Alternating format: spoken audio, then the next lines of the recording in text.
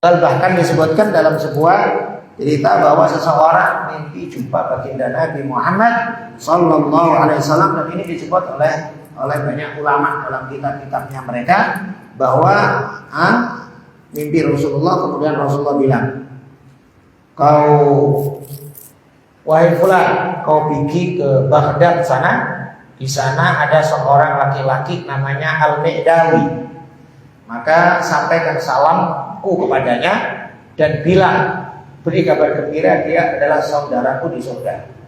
Dia adalah saudaraku di. Lalu kemudian ini orang bangun, dia pergilah kepada Baghdad tersebut dan dicarinya seseorang yang namanya Al-Mi'dawi. Kemudian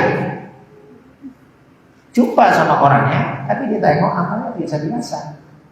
Bukanlah sesuatu yang istimewa, orang kerja biasa, ya sholat jamaah, sholat tapi kayak nggak ada istimewaannya, kayak orang awam dia biasa.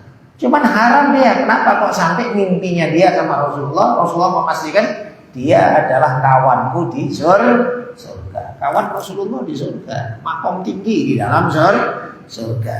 Kemudian sampai dipastikan, ditanya, dipaksa, apa amalmu yang sekiranya kau bisa mendapatkan kedudukan yang tinggi tersebut.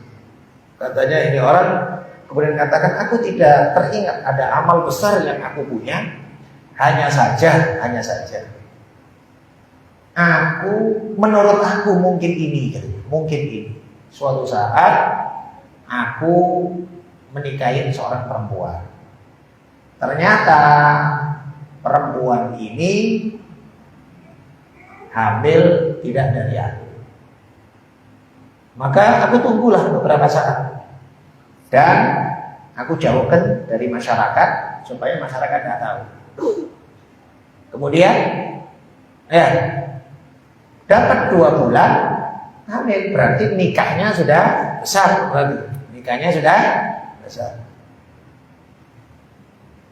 Hamil, kemudian dia berpikir gimana caranya supaya ini kasihan perempuan ini, gitu ya. Kemudian dia bawa perempuan tersebut, bayinya tersebut ke masjid. Dia datang sebelum subuh, sebelum orang. Maaf, ceritanya dia datang pas orang lagi sholat subuh.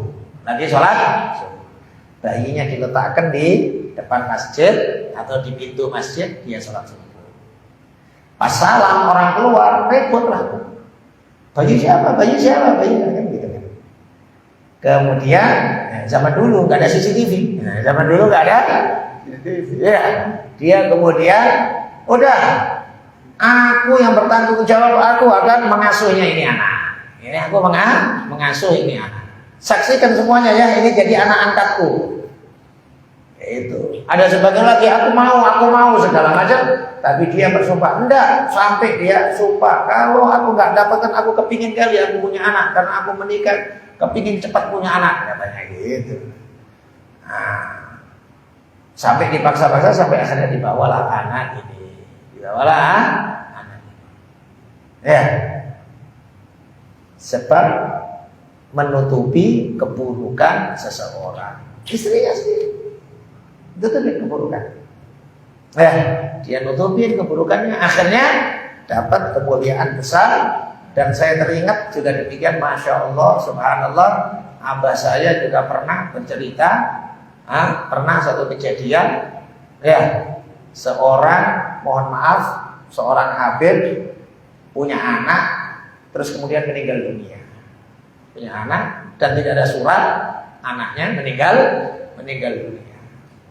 Sampai akhirnya sebagian orang, ya namanya kampung, kadang-kadang kan mana suratnya, orang mana, segala macam, mau dikubur di kuburan ini, segala macam. Akhirnya abah anak berusaha semaksimal mungkin gimana caranya dikuburkan dengan layak di kampung tersebut. Oh subhanallah, dapat kabar gembira dari baginda Nabi Muhammad Sallallahu Alaihi Wasallam. Jadi istilahnya tuan, membantu orang, nutupin aibnya orang dan lain sebagainya, ini adalah bagian dari hal yang besar. Jangan mudah kemudian kita membuka aibnya orang. Ya, jangan sampai lah